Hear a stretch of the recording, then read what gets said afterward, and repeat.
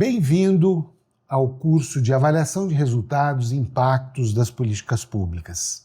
Esse é o terceiro de uma trilha de avaliação, né, que traz conteúdos que vão dando conta, né, dos vários conceitos e instrumentos para a gente avaliar as políticas públicas. Nesse caso, esse curso é um curso mais denso das trilhas, que é composta de um curso inicial de fundamentos da avaliação, o outro é de avaliação de processos e monitoramento, e esse o terceiro, né, de resultados e impactos. A carga de leitura nessa trilha vai crescendo e esse curso, né, especificamente tem, né, exige uma dedicação maior, porque a gente traz os conceitos, metodologias, técnicas para se fazer avaliações consistentes de resultados e impactos dos programas.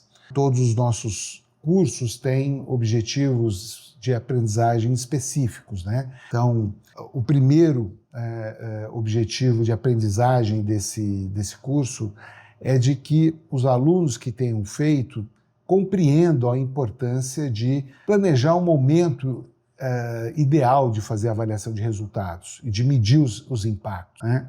Nós temos programas que estão em processo de implementação, né, vivenciam dificuldades no contexto brasileiro e, portanto, o momento de avaliar as políticas e os programas públicos pode ser diferente pelo território face às dificuldades que se enfrenta, né?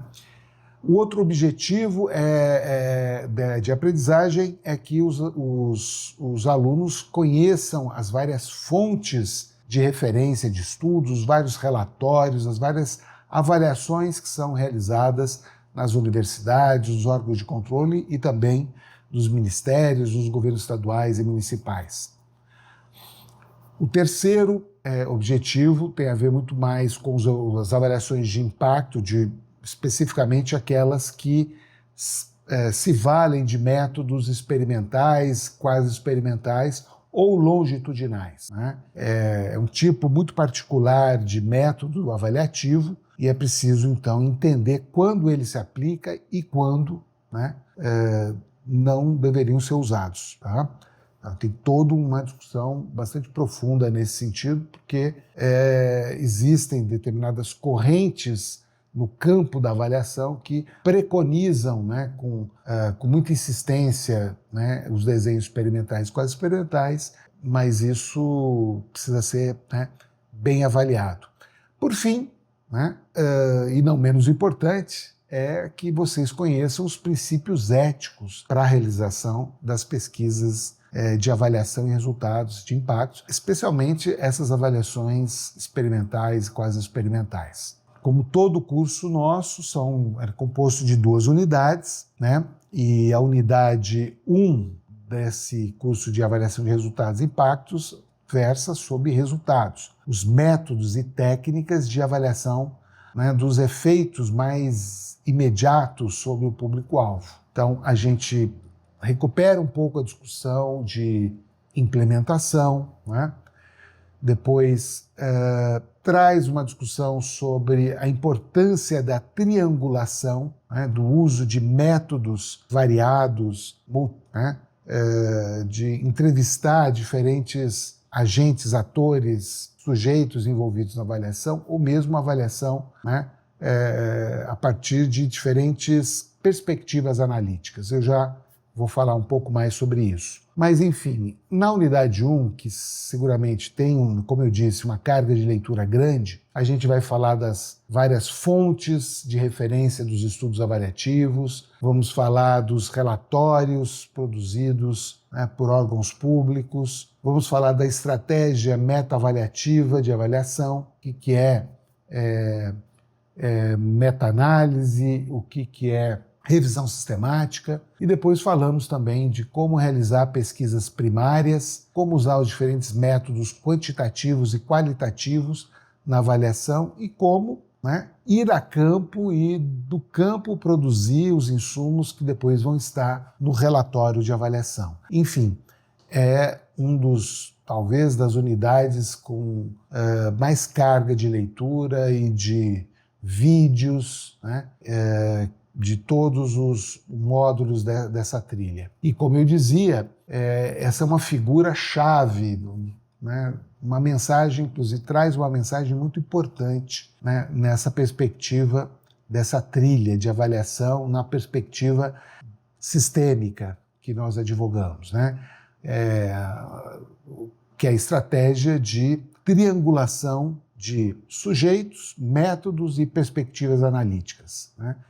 Os programas públicos são complexos e cada metodologia tem as suas virtudes e as suas limitações. Os métodos qualitativos permitem a gente conhecer em mais profundidade alguns aspectos que poderão ser depois avaliados do ponto de vista da sua generalidade ou não pelos métodos quantitativos.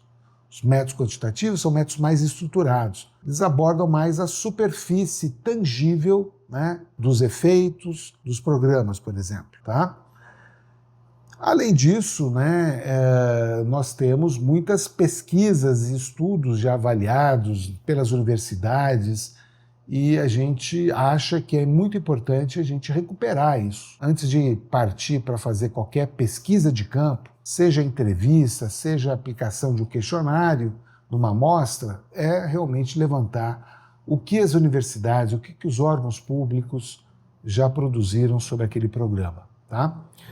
Enfim, a avaliação de um programa também tem que triangular os locais da avaliação. Existem contextos regionais, mais vulneráveis, menos vulneráveis. Existem contextos em que a capacidade de gestão pública é maior, não é? Enfim, nós precisamos entrevistar públicos específicos que recebem um determinado programa, precisamos entrevistar a população, precisamos entrevistar os gestores, enfim, precisamos triangular, né, nessa perspectiva. Cada um tem o que dizer sobre um determinado programa. Além disso, a gente, né, faz uma discussão importante no programa, chamando a atenção de que qualquer avaliação não é neutra, né? Ela tem pressupostos valorativos e epistemológicos que orientam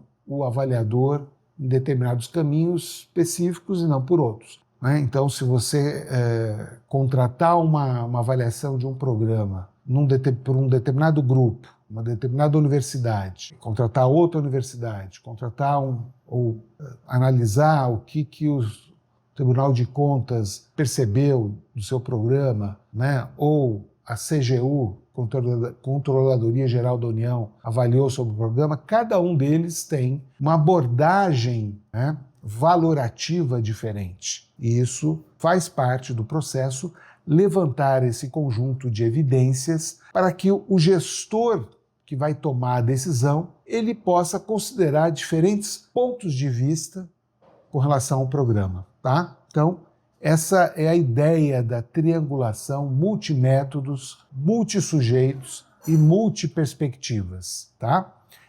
O curso também tem, então, na sua unidade 2, a avaliação de impacto de programas. A gente também tem uma bibliografia bastante extensa com relação a isso, né?